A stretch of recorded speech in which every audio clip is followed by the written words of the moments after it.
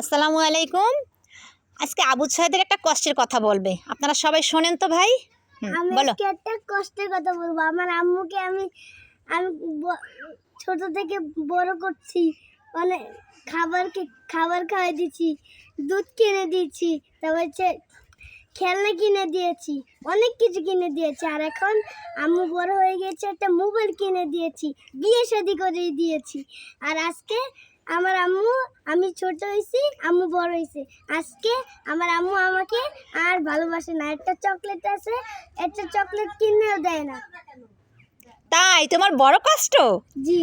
ও আচ্ছা, তোমার মা এখন তোমাকে কি বলে? যে বায়না করো না, দেওয়া যাবে না, এটা খেও না, তাই বলে? জি। আর তুমি যখন তোমার মাকে খাওয়াইছো তখন তোমার মা কি বলতো? বলতো আরো দাও, আরো দাও। আরো দাও। তাই ভারী কষ্ট তো তোমার। তাহলে তো ছেলে মেয়ে মানুষ করে কোনো লাভ নাই, আছে? না। ও তাহলে তোমার অভিজ্ঞতা কি হলো? ছেলে মেয়ে মানুষ করারই দরকার নাই, তাই তো? জি। ও আচ্ছা, ঠিক আছে। আল্লাহ হাফেজ। সবাই জুনায়েতের কষ্টের কথা শুনছেন তো? এবার সবাই একটু শিখে নেন, ঠিক আছে?